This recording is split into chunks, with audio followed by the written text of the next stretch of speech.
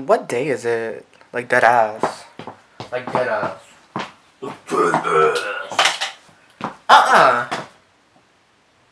What? She just. Oh, hold on. No. Let me tell you something. I'm not one to overreact. If you cough near me, if you cough near me, bitch.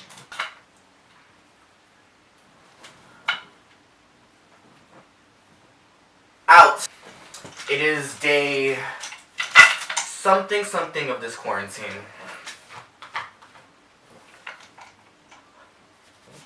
And I'm feeling a little perplexed. Ooh. So I did a little Instagram poll, and basically I asked everyone.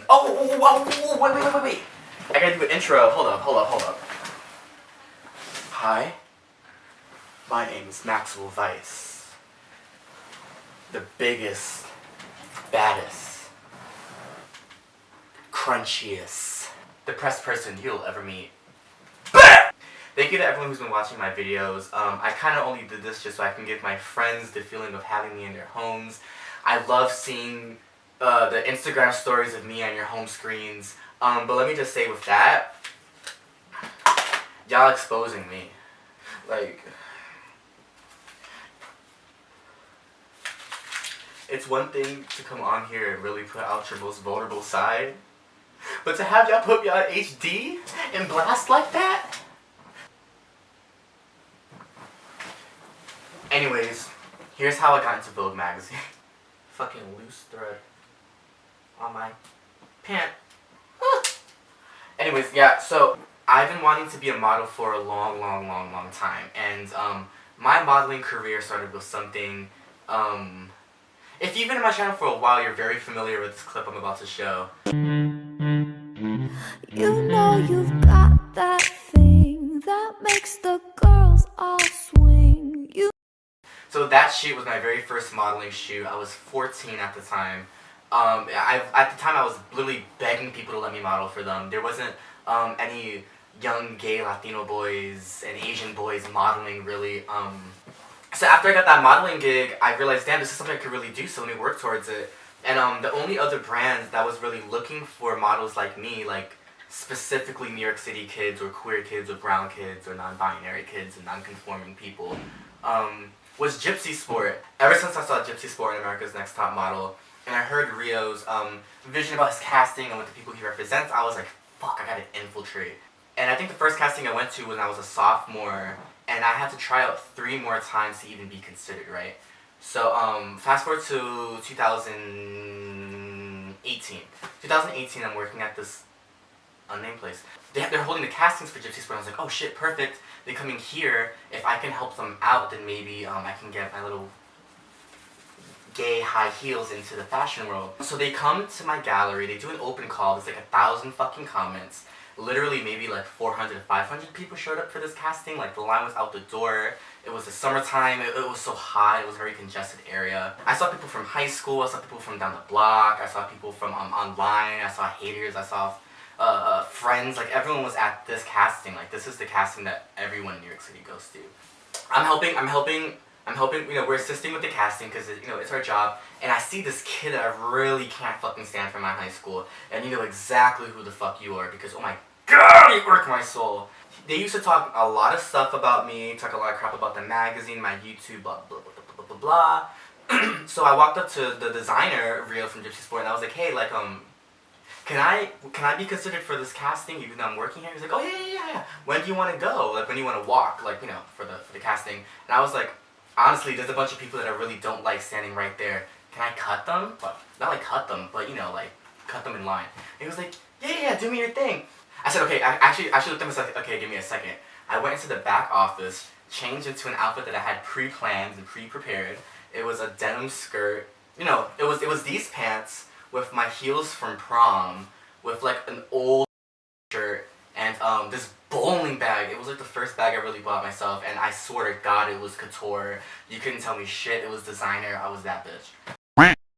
You know, I walk, I turned to him, And for some reason, I just saw all those hating ass kids looking at me.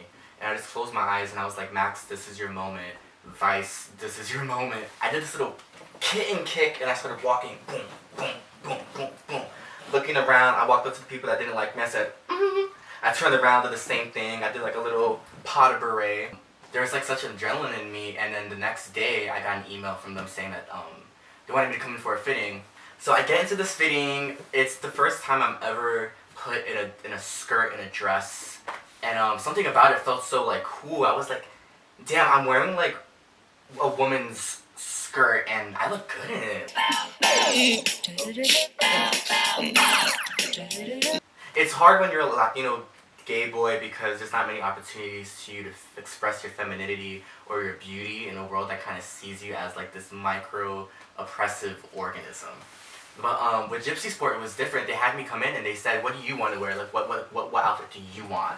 And I looked at him and said, honestly, this is the only time I think I'm ever going to be on a runway, if you consider me, because when you get a fitting, you're still not booked, you're not confirmed, you know?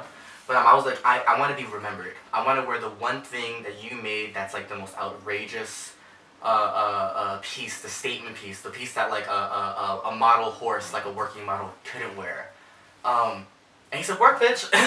I left the fitting. I felt really good about it. I've never really been that far in a casting, and almost by the time I got home, I was confirmed for the show. I get this entire outfit ready just to go to the fucking venue. Like, I swear to God, I was like a top model. I was like, when I get out the Uber, there's gonna be photographers, they're gonna photograph me, I have to look good, get into the venue, get my makeup done, get my hair done. So I wore this extravagant outfit. Take the L train from Bushwick all the way to Soho. No one's looking at me, no one's taking pictures. It is 8 a.m. I am in high horror drag, basically, in these heels that are breaking from Payless that I wore at prom. I get there and I look around and I see just so many people that even when I used to do YouTube, I was a follower of.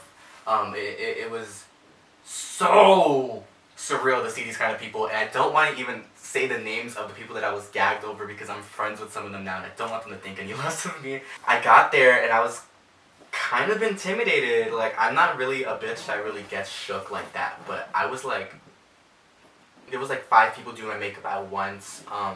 They told me they wanted me to look dewy and glowy and I still didn't know what I was wearing. I go to put on my outfit and Rhea walked up to me, he was like, so we changed the outfit, you're not wearing the outfit you were going to wear before.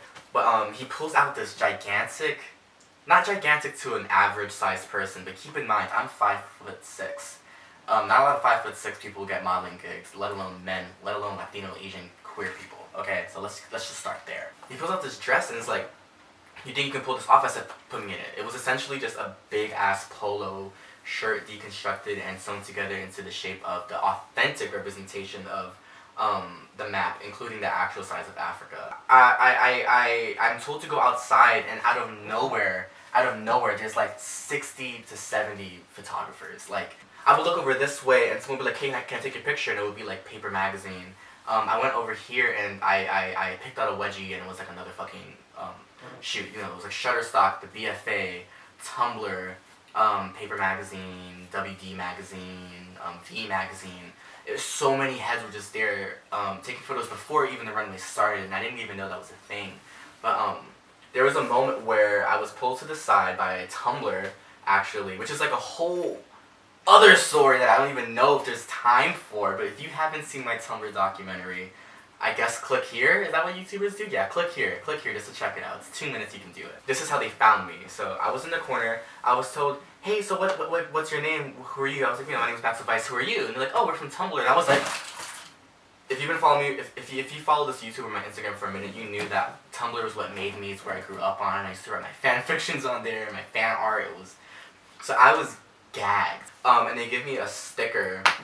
It just says Tumblr, and they said, you know, we have limited film, so you get one shot, like just take one picture. And I put it between my teeth, and I was like, little did I know that once I would get home that day, I would be on the Tumblr dashboard, and a month later they would be hitting me up talking about a new campaign they want to do with me.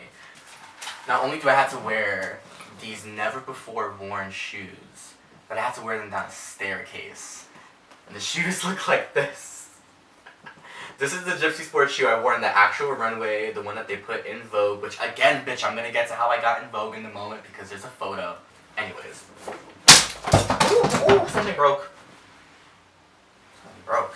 So we do the dress rehearsal. I'm like, how am I gonna look fucking cunt and walk down these staircases?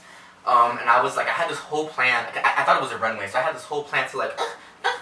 But when you get to a runway, you really don't know what you're wearing, you don't know what makeup they're putting you in, you don't know what the stage is like, who's gonna be there. It's all unknown. And I'm a person where anything I do has pre-production, whether it's acting or filming or writing or drawing or a photo shoot, blah blah blah. Like it's all pre-thought. But runway is so spontaneous, they can really do whatever they want. So it's showtime, bitch. They tap us one by one. There's a woman's singing. It's at the Samsung Theater. I walk down these stairs. I turn the corner where the photographers are, and there's a model in front of me. But as soon as that model leaves, I see every camera just go. Whoo! A lot of people would crumble under the pressure. A lot of people would freak out and be like, oh my god, these people are staring at me. Like, what do I look like? How do I act? How do I react? I've never known those struggles because not only did I serve soft serve with vanilla cream, I gave them a little kitty jump, bitch.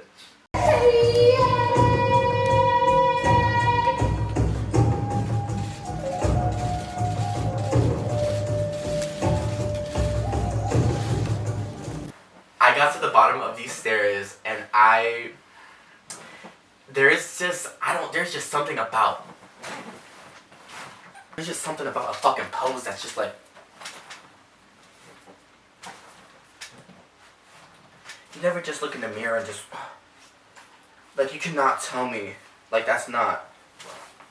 I guess at the end of this runway, I do a little Hunchback of Notre Dame moment, and I look at all these people, and I just fucking, kitty cat, yeah! Oh, and I hit this kitty jump, and literally, the sound of the people, I will never forget it. The sound of the people, they went, they gasped. They're like, he's brown and he floats. I looked this way, Whoopi Goldberg. I looked this way, Madonna. It was that real. It was that moment. We get backstage, everyone's freaking out, everyone's losing their mind, blah, blah, blah, blah, blah, blah, blah, blah.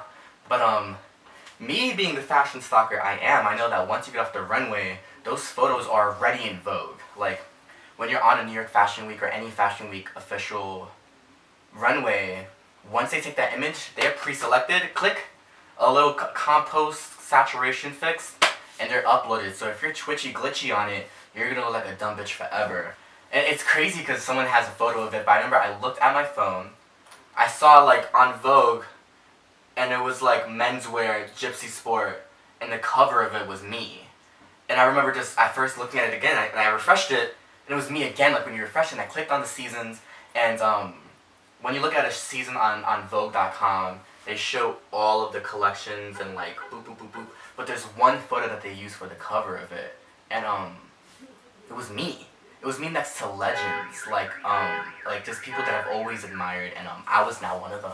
And I remember I started screaming, oh! Like if you think I scream now, I was losing my mind. I was screaming. I was losing my fucking mind. Someone thought someone like shot me or something, and I just couldn't believe how I looked in that moment. Like I just couldn't. I couldn't believe. Even to this day, I go on that website and I look at that photo of myself, and I think, Jesus Christ, how the fuck did I get here? You know what I mean? I mean, I've documented a lot of my life on YouTube. I've had a YouTube since I was like 5 years old.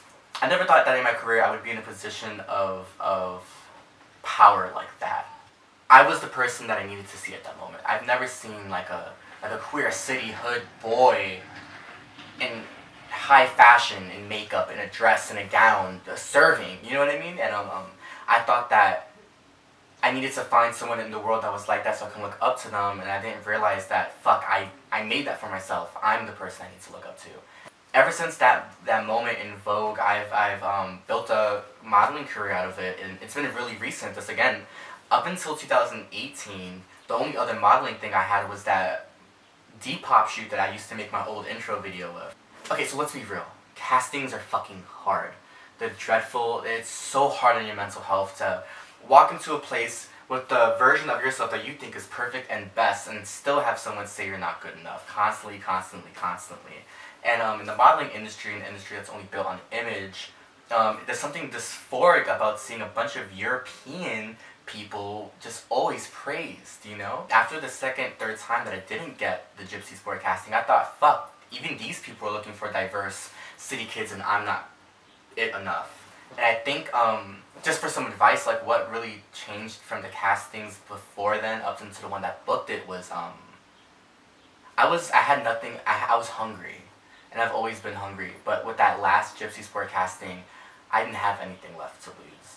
Before that, I had lost another job that I was planning on having. I had a really bad breakup. My mental health was just fucking off the rails. In that moment at that casting, when I saw those people that used to bully me, I just thought, no, they're not going to take this. They're not going to take this. I worked hard to get into this job. The world put this casting in my job. I have to go for it. I have to. And I did it, and it was the first time I ever walked in heels for someone. It was the first time I ever really put on like a feminine, beautiful makeup. And it was the first time I ever felt powerful as a person, I'm the kind of person where my art speaks for me, like, when I do a theater show, like, my dancing speaks for me, or my singing speaks for me, or like, when I write, my writing speaks for me. But with this, it was me, like, I was celebrated, I was the cover of Vogue.